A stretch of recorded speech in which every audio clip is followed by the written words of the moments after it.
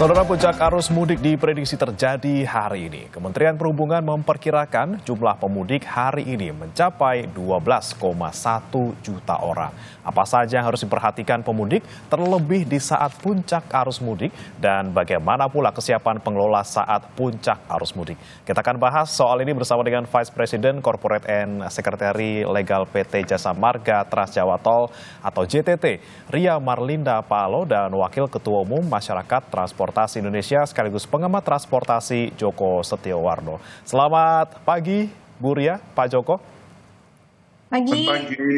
Ya, Bu Ria, saya ke Anda terlebih dahulu. Ini sejauh ini sampai dengan hari ini paling tidak, ini sudah berapa persen sih Bu pemudik yang sudah melintas di tol Trans Jawa?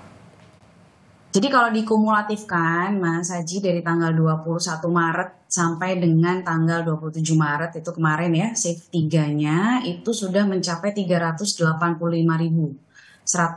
kendaraan. Jadi ini udah naik 101% dari normal, yaitu normal biasanya di 191.077 kendaraan. Ini angkanya cukup signifikan ya, karena di shift 1 aja itu sudah naik 250%, 30.000 kendaraan sudah melewati Cikampek Utama menuju Timur Trans Jawa. Oke, kalau untuk jumlah tersebut Bu, 285.000 sekian ini apakah sudah masuk ke puncak arusnya atau masih bisa naik lagi hari ini atau besok? Jadi memang sesuai prediksi kami itu di hari ini itu adalah prediksi puncak. Sampai dengan kemarin itu total khusus di tanggal 27 Maret itu di 102 kendaraan, di mana prediksi puncak kami memang di 102.000 kendaraan gitu ya, 102.975 kendaraan. Nah, kemarin sudah mencapai di 102.000 tapi 102.100 kendaraan. Sehingga bisa jadi hari ini masih kami prediksikan sebagai puncak arus mudik, mengingat per tadi malam juga sudah ada one way ya. Jadi yang dimulai dari jam 11.45, 14.15 gitu, dan terakhir kami juga memperpanjang bersama dengan diskresi kepolisian itu di 18.30 diperpanjang untuk kilometer one way-nya. Oke, Bu Ria, kalau dibandingkan dengan tahun lalu di periode yang sama, misalnya di H-3 sebelum Lebaran, itu lebih banyak di tahun ini atau tahun lalu kira-kira Bu? Kalau secara angka hampir mirip sebenarnya. Jadi bisa dibilang tahun ini memang ada penurunan tidak terlalu besar. Ini dikarenakan periode libur itu cukup panjang, jadi memang pengguna jalan sudah bisa memilih rute dan waktu perjalanannya dengan tepat menurut kami, karena pengolahan untuk rekayasa lalu lintas pun dapat berjalan dengan baik sih Mas Haji. Oke, baik. Saya ke Pak Joko terlebih dahulu. Pak Joko, kalau Anda melihat mungkin perkembangan beberapa hari terakhir, melihat misalnya dari segi darat, laut, dan udara misalnya, Anda melihat apakah memang sudah masuknya di hari ini atau mungkin masih bisa naik nanti di besok atau nanti malam, Pak Joko? Berdasarkan kemarin kami juga kan keliling di beberapa terminal gitu kan, lihat perkembangannya sampai dengan hari ini nampaknya tuh 2 hari inilah. Mungkin nanti tadi malam sudah puncak ya, kemudian nanti malam juga akan terjadi. Biasanya itu dalam setiap tahun 2 kali seperti itu. Ya, hingga nanti besok, ya, kalau besok mungkin sudah mulai menurun lah. Ya, puncaknya 2 hari ini.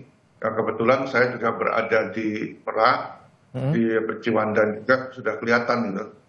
Ya, mulai sore lah. Kalau kemarin pagi kan Merak juga masih sepi kan, tapi mulai tadi malam setelah maghrib, itu mulai berdatangan yang mau menyeberang, baik itu yang ke Pelabuhan Merak maupun ke Ciwandan, sudah kelihatan antriannya begitu panjang.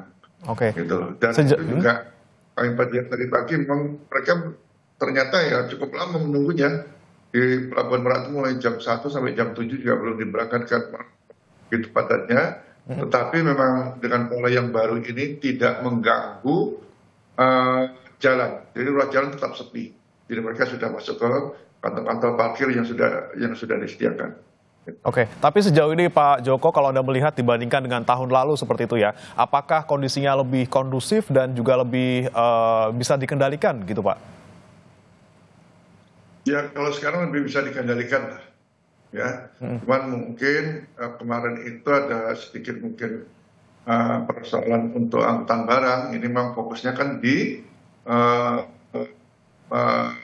pelabuhan BBJ, Bandar Bakau Jaya. Nah, di sana itu memang cukup menumpuk juga. Ya, mungkin ini biar dinamis lah, mungkin tahun berikutnya seandainya seperti itu masih bisa dialihkan sebagian ya, selama Merak itu masih kosong bisa dialihkan. Jadi jangan kaku untuk menumpuk kan sudah dibagi tiga khusus untuk angkutan barang. Ya, ketika itu angkutan barang menumpuk, ya sudah mulai dipikirkan, sementara penumpangnya belum banyak bisa dialihkan. Tapi secara umum dapat dikatakan ya jauh lebih baik, lebih kondusif daripada tahun lalu karena antrian di jalan raya sudah katakan sudah minim. Jadi mereka sudah masuk kantong-kantong parkir yang sudah disediakan. Gitu.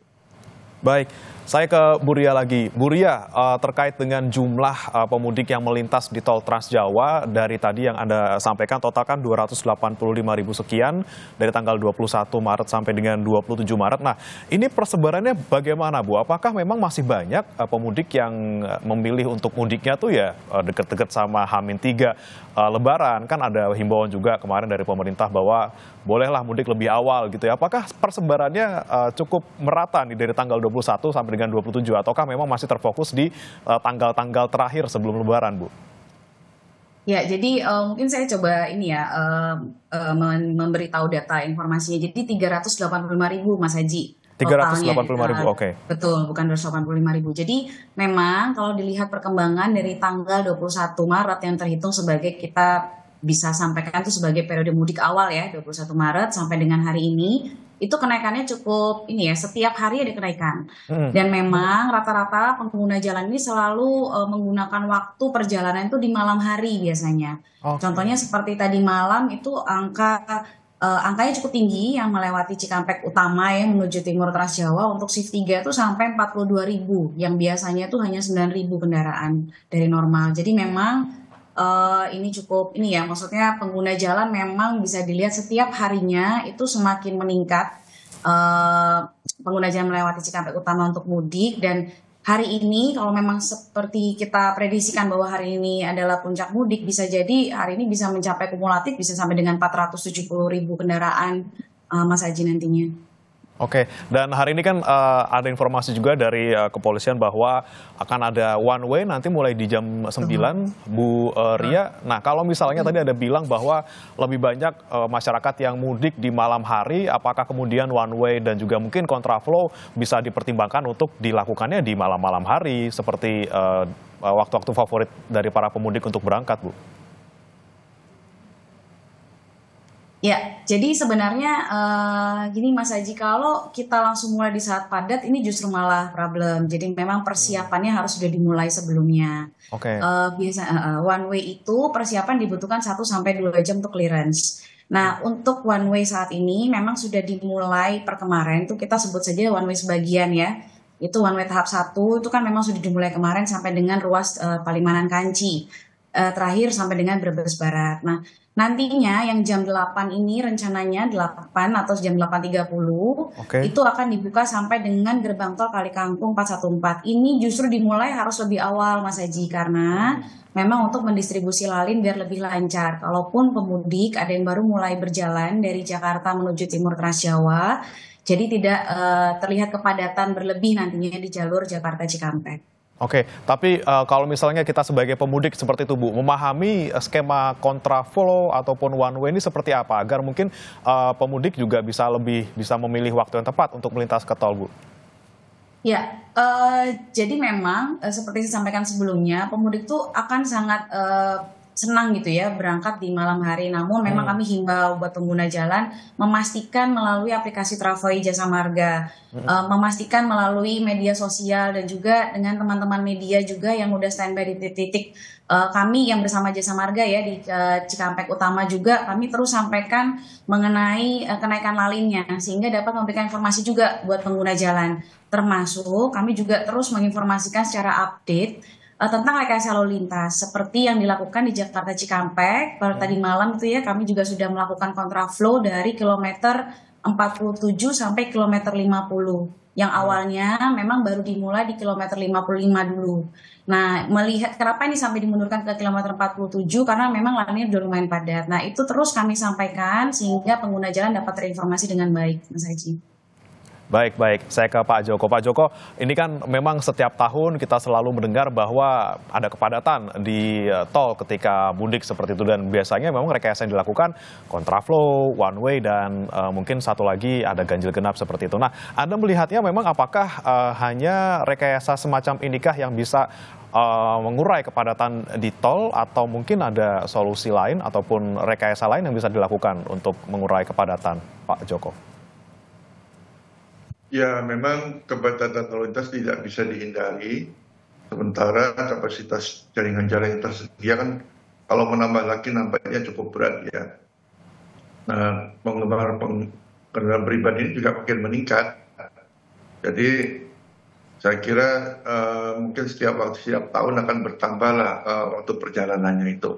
Itu nggak bisa dipungkiri. Nah, sebab itu ya pemerintah mulai sekarang sudah mulai berpikir ini. Karena dengan cara seperti ini juga kita mengurangi volume kendaraan angkutan barang. Ya, padahal angkutan barang itu sebenarnya kan dia juga sangat menjadi salah satu aspek pertumbuhan ekonomi kita, logistik umpamanya ya. Bagaimana barang-barang harus diimpor dan sebagai sampai distribusinya juga. Nah, ini pengaruhnya pada pertumbuhan ekonomi. Kalau itu nanti katakanlah tahun lalu 10 sampai 12 hari, ini 16 hari. Nanti berikutnya makin panjang, makin panjang. Kita berpikir yang pertama, fokus angkutan barang tidak boleh di darat lagi. Ya, harus fokus ke prasarana yang lain, misalnya jalur kereta, ya, kemudian pakai perairan, karena apapun menggunakan jalan raya itu punya batasannya, efisien.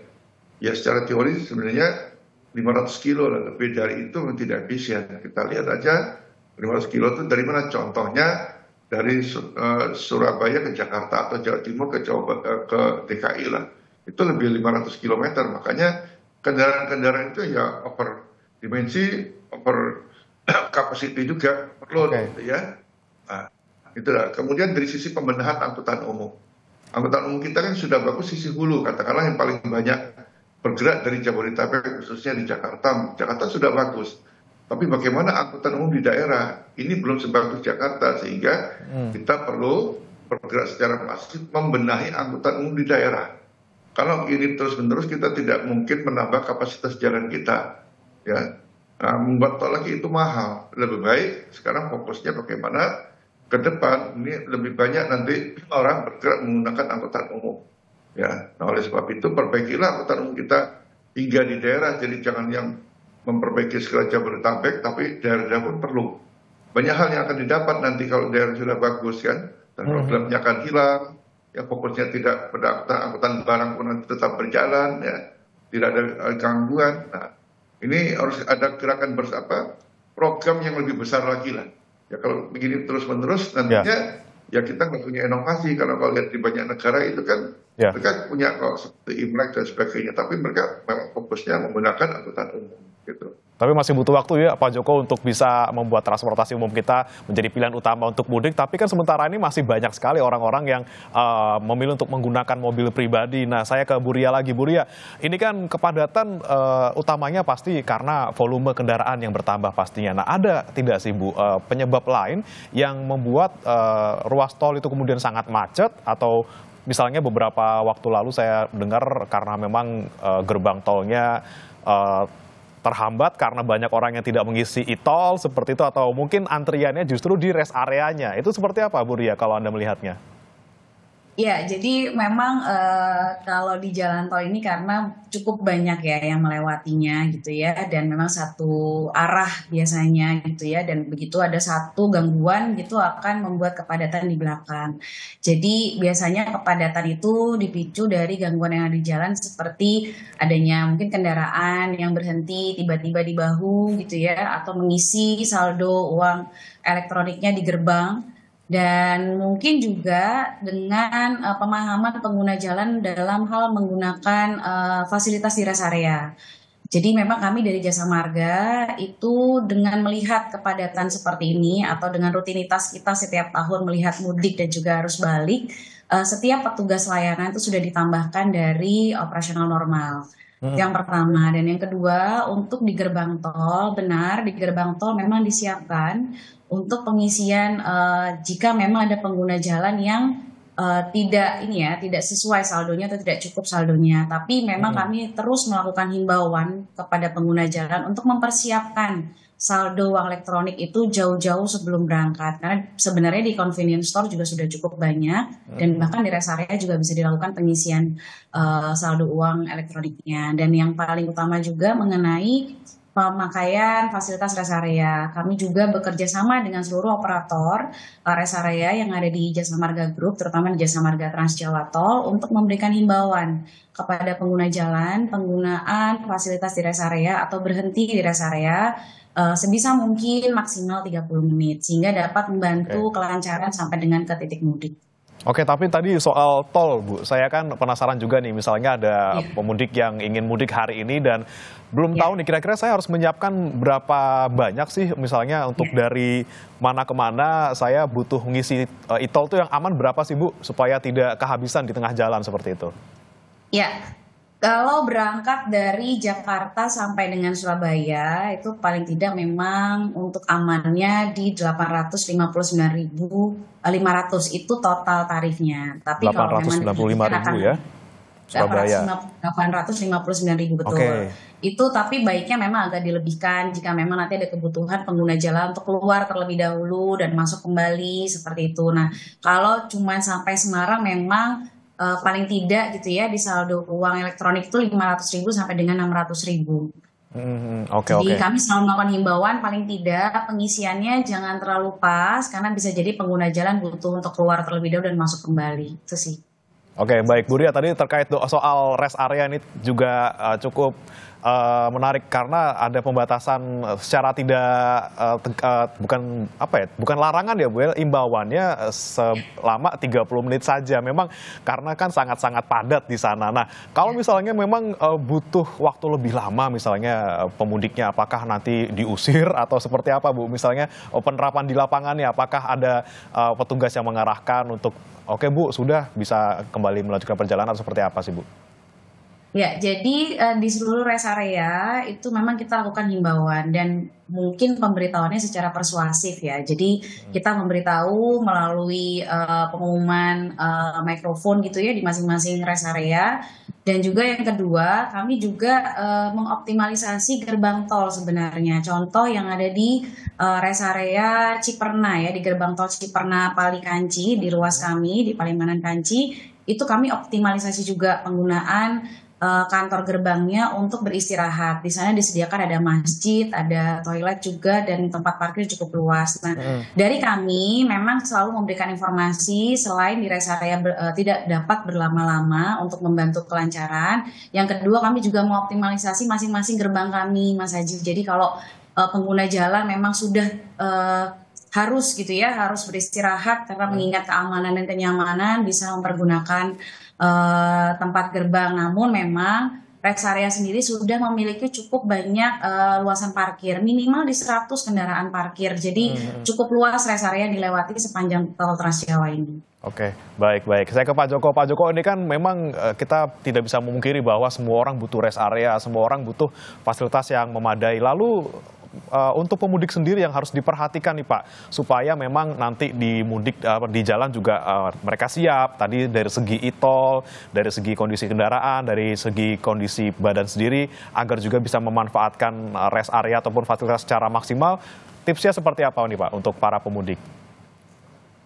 Ya, kalau kita bicara rest area, tentunya rest area yang disediakan oleh operator jalan tol terbatas kapasitasnya ya. Ya kalau di Jawa kira-kira luasannya 45.000 km persegi lah. Kalau Sumatera bisa 60.000 ya, karena tanahnya masih luas. Nah oleh sebab itu jangan mengandalkan yang di rest area, karena toh keluar dari tol juga cukup banyak rest area. Itu pun bisa lebih dari setengah jam. Kalau di rest area itu di tol kadang-kadang setengah jam itu masih kurang. Di hari biasa ya kadang-kadang dia harus sholat tuh ya dari tempat dan sebagainya ya, belum makannya lagi, apalagi makanannya pesanan, jadi masih kurang ya. Jadi jangan memaksakan menggunakan rest area di jalan tol, bisa keluar jalan tol. Pilihan jalan di luar jalan tol juga cukup banyak, dan sekarang tidak begitu jauh dari gerbang tol ya, itu sudah banyak kalau mau makan dan bisa lebih banyak lagi ya. Nah tapi tentunya seandainya lelah, ya jangan menggunakan bahu jalan. Karena bahu Ya, jalan itu digunakan untuk kondisi darurat, untuk pertolongan apapun lah yang biasanya bisa dilakukan. Tapi kalau itu diisi, ya ini kasihan nanti. Karena bukan pasti ya, sering terjadi gangguan pada kendaraan. Nah, kita tidak tahu di kilometer berapa, tapi kalau bahu jalan itu memang sepi, tidak digunakan, akan mudah melakukan bantuan. Ya, pokoknya jangan oke. gunakan bahu jalan, pilihan keluar saya kira lebih bijak ketimbang memaksakan diri harus di dalam rest area, apalagi berhenti di bahu Ya. jalan itu selalu dihindari. Gitu. Selelah apapun, kalau misalnya rest areanya penuh, jangan sampai berhenti di bahu jalan dan lebih baik keluar. Lalu Pak Joko, saya penasaran juga sebenarnya, apakah sebenarnya kemarin tuh ada kebijakan WFA ini kemudian bisa mempengaruhi bagaimana kepadatan volume mudik kali ini? Tapi jangan dijawab dulu Pak Joko dan Bu Ria, kami akan kembali usai jeda berikut ini, tetap di Sapa Indonesia Pagi.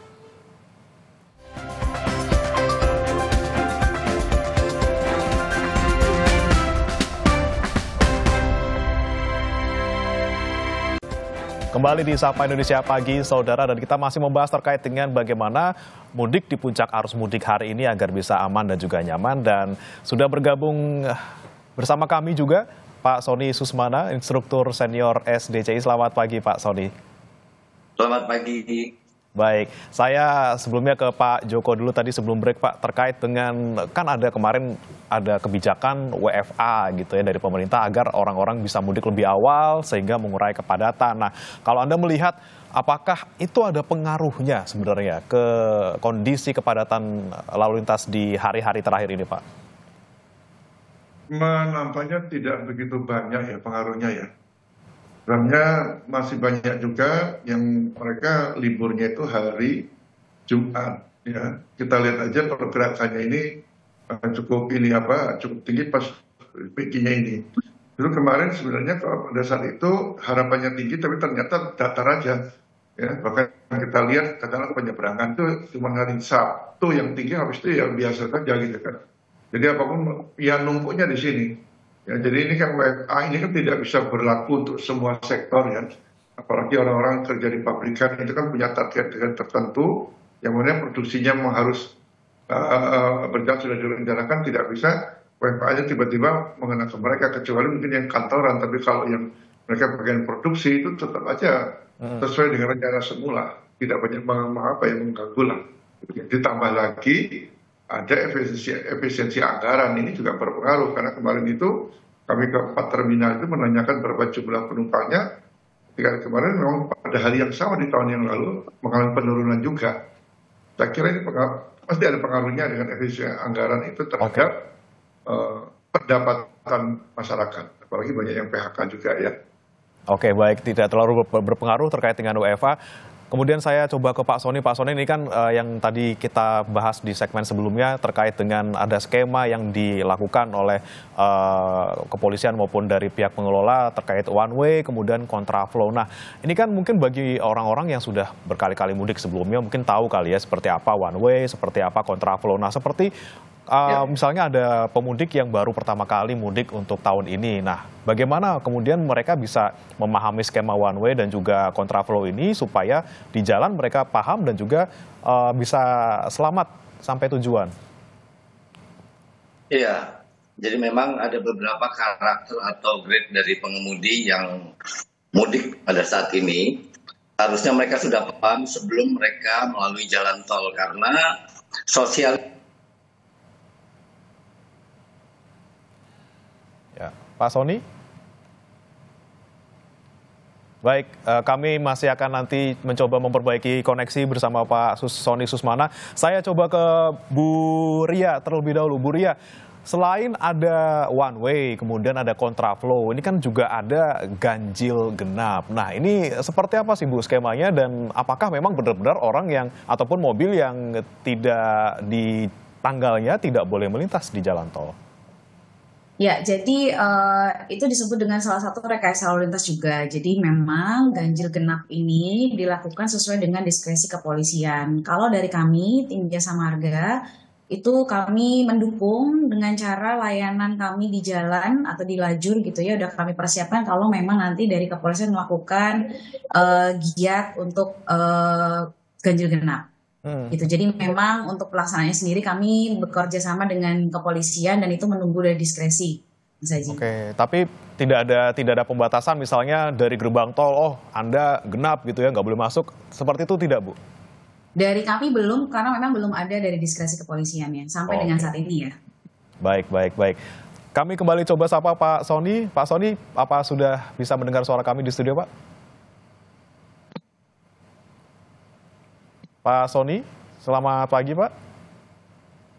Bisa mendengar suara saya, Pak? Pak Sony, mungkin bisa dibuka audionya, Pak, masih di mute. Pak Sony, baik. Saya ke Bu Ria lagi. Bu Ria, terkait dengan kepadatan, ini kan pasti ada titik-titik tertentu yang selalu setiap tahun berulang seperti itu ya. Bagaimana kemudian selalu di sana-sana aja tuh biasanya tuh titik-titik yang macet. Nah, kalau dari sepanjang tol Trans Jawa, ini mana titik-titik yang biasanya menjadi perhatian, Bu? Ya, kalau dari Jakarta Cikampek, memang kita bisa tahu ya pengalaman dan evaluasi juga dari tahun-tahun sebelumnya, itu di KM 47 sampai dengan KM 55 atau 57 yang menuju dengan rest area. Karena sama-sama kita tahu bahwa rest area 57 itu rest area pertama yang ditemui setelah setelah MBZ lah, yang MBZ. Nah, yang kami lakukan memang itu selalu melihat dari diskresi kepolisian untuk melakukan kontraflow. Nah, selain di Jakarta Cikampek, titik-titik lainnya itu biasanya kita temui pada saat pelaksanaan one way memang untuk di gerbang Kali Kangkung. Namun dengan optimalisasi gerbang tol Kali Kangkung yang udah dipersiapkan dan pengalaman juga dari sebelumnya ya, jadi memang pengoperasian gardunya itu sudah ditambah dengan mobile reader atau bisa disampaikan ini lajur yang dipersiapkan sebagai tambahan.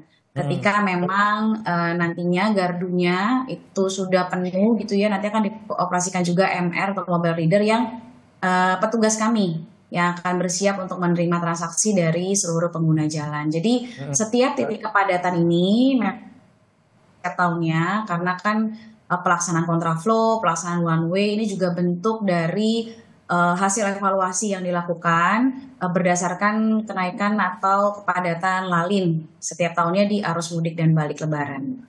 Oke, baik. Saya coba ke Pak Sony lagi. Pak Sony, apakah sudah bisa mendengar suara kami, Pak? Oke.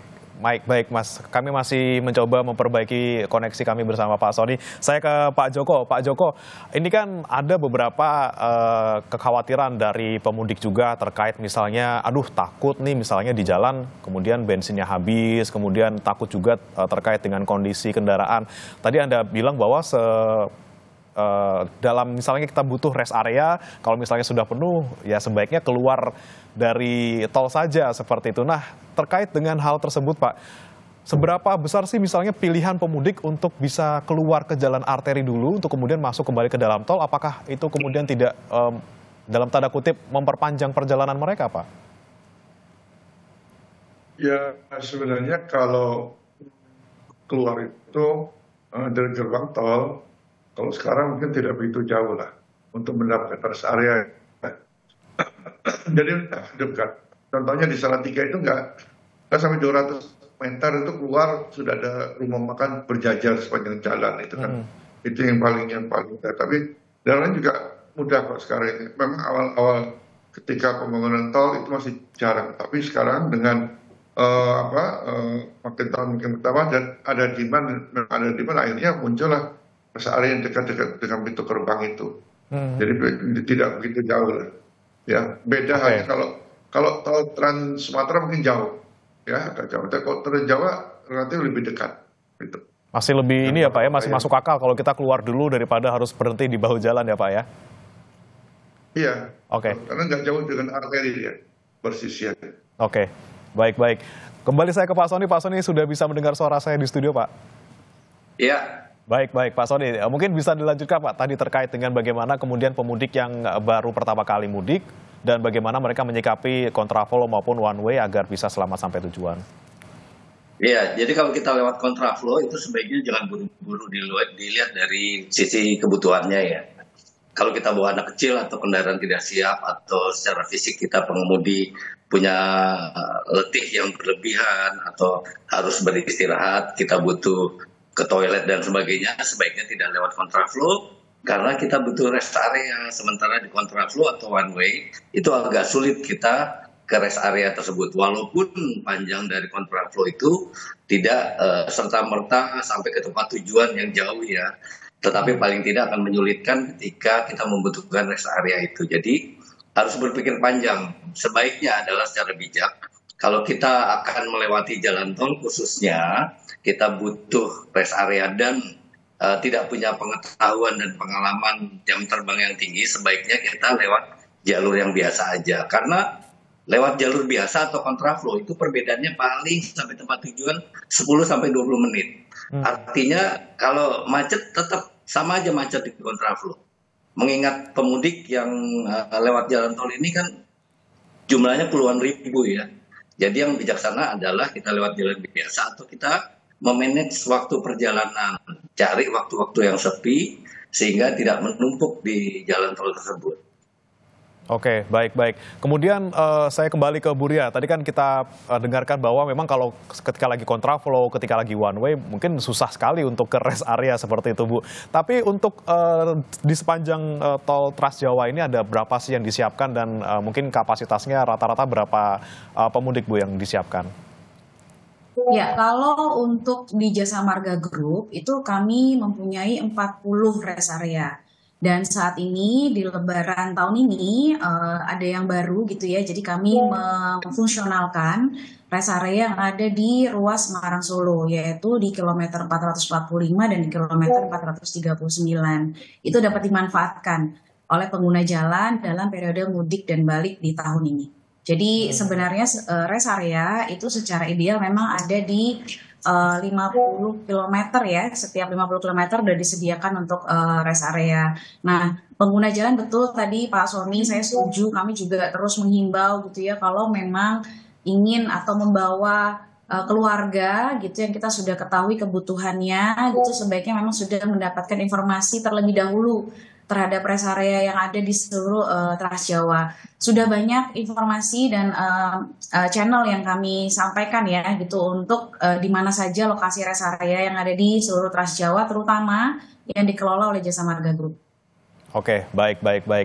Saya beralih ke Pak Joko. Pak Joko, ini kan kita mungkin keluar dari pembahasan terkait dengan tol dan juga mudik dari pakai mobil gitu ya Pak. Ini kan ada fenomena yang mungkin juga berulang kali gitu ya terjadi setiap tahun. Ada orang yang memilih naik bajai gitu ya atau mungkin naik motor untuk bisa mudik. Nah, khusus untuk bajai ini Pak, sebenarnya kan bentuknya mirip kayak mobil, cuman memang dia kan aslinya motor. Itu boleh nggak sih Pak sebenarnya untuk digunakan mudik ke luar kota dalam perjalanan yang jauh seperti itu? Ya boleh saja. Dan boleh, Pak. ini kan kecepatannya juga rendah kan. Rendah, asalkan dia nggak masuk jalan tol. Ya, Oke, ya. itu boleh. Dan cukup banyak kok. Mereka komunitas itu, rombongan itu kan, mereka pelan-pelan aja. Ya, tidak kecepatan tinggi, ya nggak jadi masalah. Ya, memang keseharian bajai itu kan dalam kota. Dan bajai yang naik sepeda juga ada itu, yang hobi-hobi itu kan, senang mereka bersepeda. Asal jangan jalan kaki jauhan aja lah. Oke. Sepeda, naik bajai itu saya kira masih oke juga. Karena mereka itu kalau saya tanya mereka di Jakarta, mereka itu berombongan. Ada sampai 30 orang gitu ya. Iya. Bawa barang. Itu saya kira lebih bisa ketimbang bawa mobil pribadi, tapi kadang-kadang di atasnya yang bawa barang yang berlebihan. Keseimbangannya kan menjadi mengkhawatirkan juga kan. Oke. Tapi kalau dari segi keselamatan bagaimana nih Pak Sony kalau Anda melihat sebuah bajai yang biasanya digunakan untuk perjalanan dekat saja, ini digunakan untuk mungkin sampai keluar kota, keluar pulau seperti itu. Apa? Dari segi keselamatan seperti apa Pak? Jadi saya udah lihat juga tuh di beberapa media ada beberapa pemudik yang naik roda 2, roda 3, roda 4 itu wajar-wajar aja. Saya setuju sama Pak Joko tadi. Tetapi dalam hal ini adalah Yang namanya mudik ini kan jalurnya panjang, butuh kewaspadaan yang tinggi, butuh kesadaran tentang keselamatan, butuh attitude dari pengemudinya, sadar bahwa ada perjalanan yang harus dia lalui dan ini sangat-sangat membahayakan. Nah, ini yang harus menjadi perhatian bahwa tidak hanya sekedar mudik, tidak hanya sekedar mengemudi, tetapi ada faktor-faktor bahaya yang dia harus dia cermati, kemudian bagaimana menyikapi itu. Ini yang harus diperhatikan. Jadi tidak hanya sekedar mudiknya, tetapi ada beberapa hal yang harus diperhatikan untuk dia mampu sampai tempat tujuan dengan selamat. Termasuk saya lihat kemarin ada naik bajainya nggak masalah, naik roda dua nggak masalah, tetapi paling tidak barang bawaannya tidak sampai berlebih, kemudian kendaraannya juga siap sampai tempat tujuan, karena kita tahu bajai ini adalah kendaraan yang tidak didesain untuk jarak panjang, hanya untuk jarak pendek. Jadi pastikan istirahatnya juga diperhatikan gitu.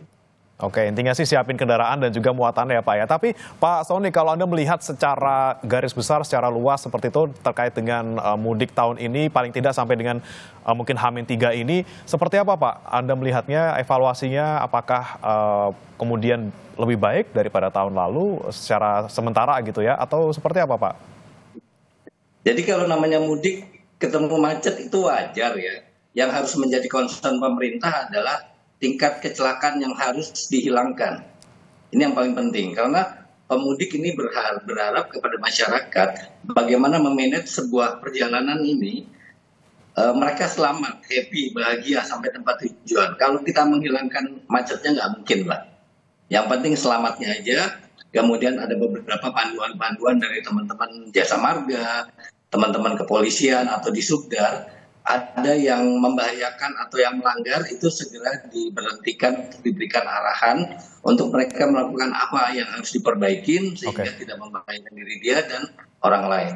Oke, baik. Saya ke Buria. Buria, mungkin untuk para pemudik yang hari ini baru mulai mau mudik, apa imbauannya untuk para pemudik agar mudiknya bisa aman, nyaman, dan selamat sampai tujuan, Bu?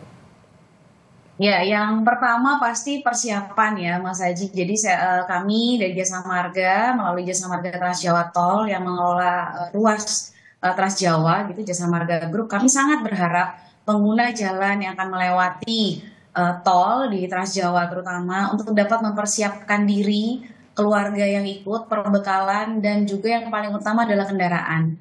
Jadi biasanya nih kalau Lebaran itu menggunakan mobil yang sudah lama, mungkin sudah belum pernah digunakan jarak jauh gitu ya. Jadi persiapannya harus diperhatikan mengenai kesiapan kendaraan. Dan yang kedua, informasi mengenai kontraflow, one way itu kami dari Jasa Marga Group berusaha untuk ini dapat langsung disampaikan ke seluruh pengguna jalan.